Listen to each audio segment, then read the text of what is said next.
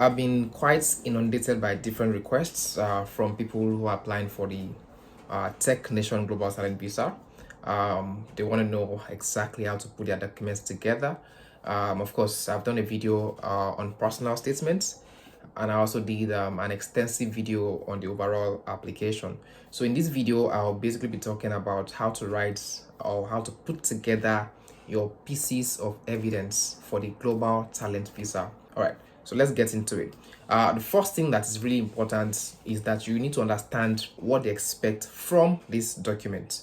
Now, when making a decision on your application, Tech Nation reviewers basically they will assess that you meet the eligibility criteria based on certain parameters. One, your career history. For example, your international reputation, or the impacts of your work, your international reputation and the impact of your work. So that's the first criteria they look into, to determine whether you qualify or not.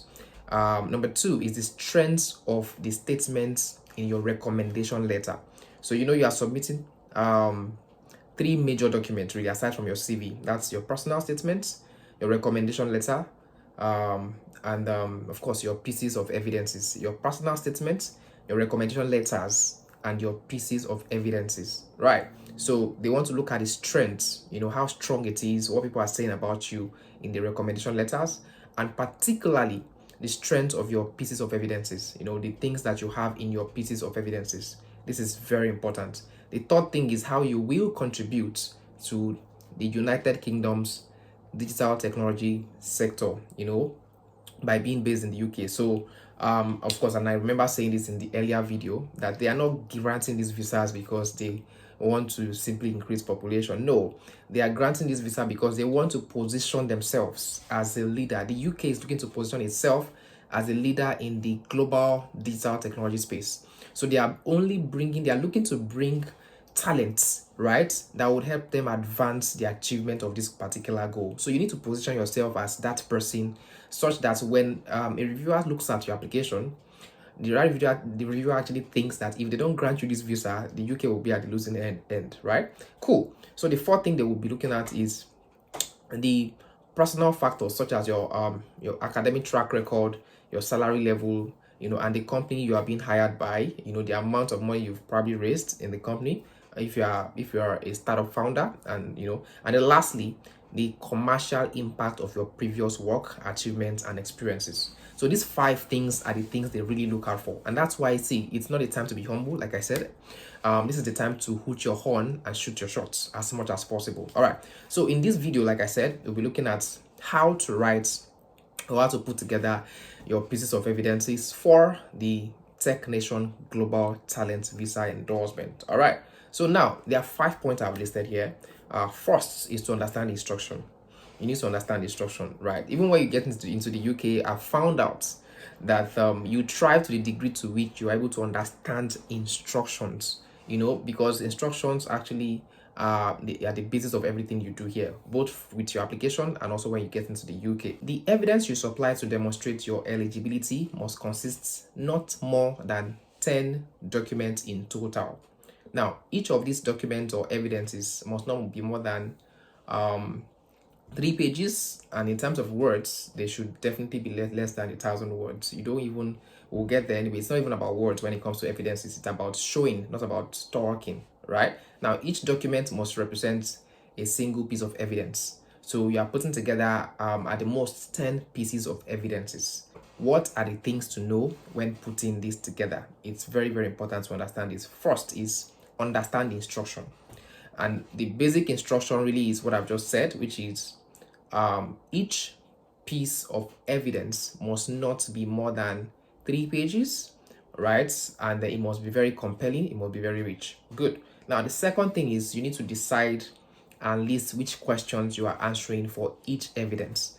Now, remember that you are trying to prove your expertise across different questions that they've asked you, on, for instance, how you grew a startup, or how you helped a company to grow their user base, or how you helped a company to raise funding, and all what's not. So based on your track record, for instance, if you're a developer, how you've built successful products, right? And how you've built products that have made certain impact or garnered certain user base, right? So all these things will come together to form your evidences. Now, the third thing is you need to explain your evidence. Now, when you're explaining your evidences, this is actually where you are going to do most of the work. Now, in explaining your evidence, they are not expecting you to do another long storytelling like you did with your personal statements and also with your recommendation letter, right? Those ones are definitely about words, so they will be filled with words, definitely. But when it comes to putting together your pieces of evidences, they are not about words.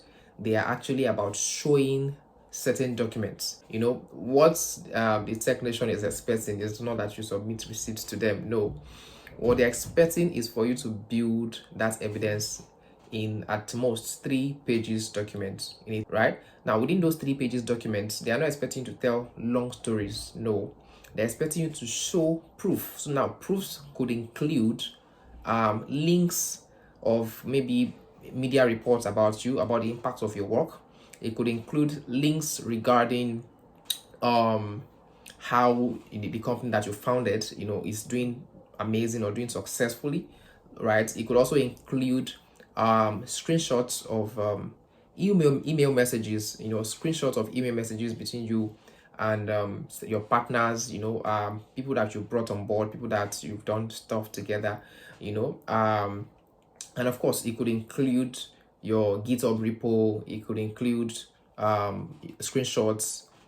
It could include reference letters and all whatnot, right? So the whole idea really is not to tell long stories. The whole idea is to do an introduction of the evidences you're supplying. So for instance, you have 3 pages.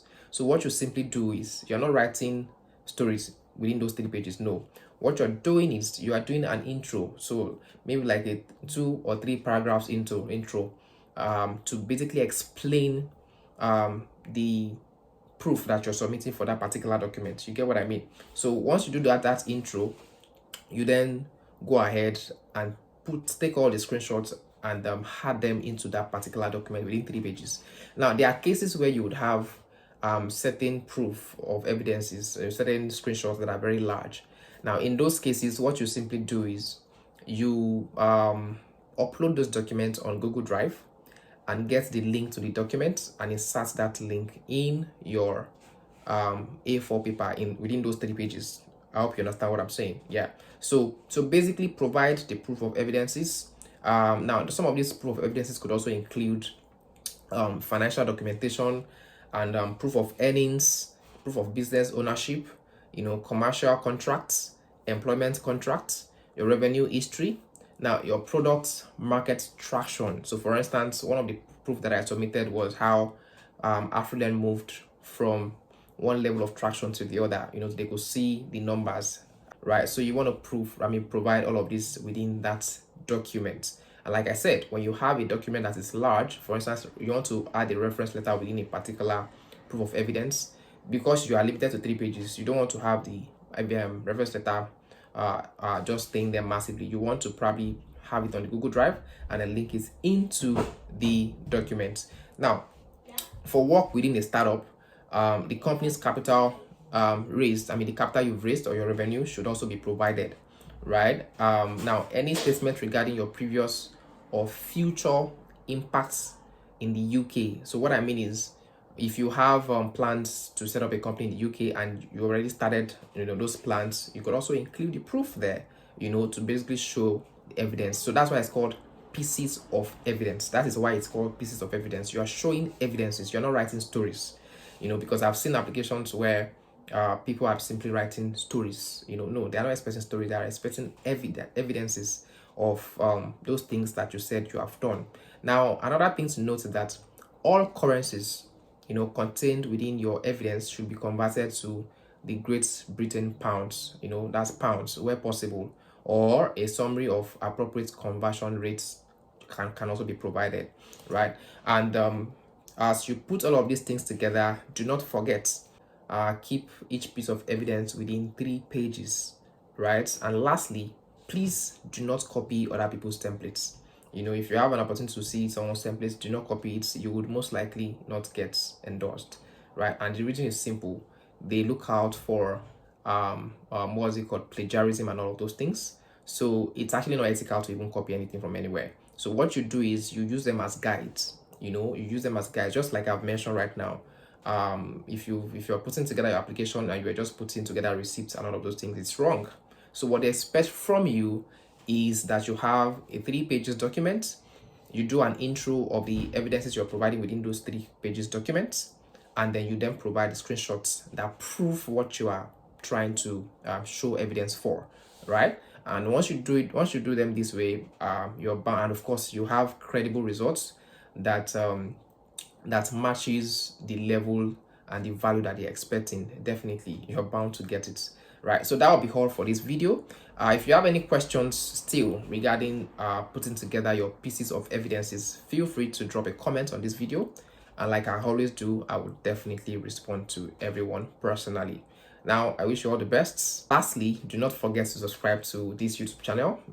As promised, I will be sharing a lot more about the global talent visa, and also about opportunities within the technology space, you know, and also a little about finances. All right, so I'll see you in the next video. You know, stay winning. Cheers.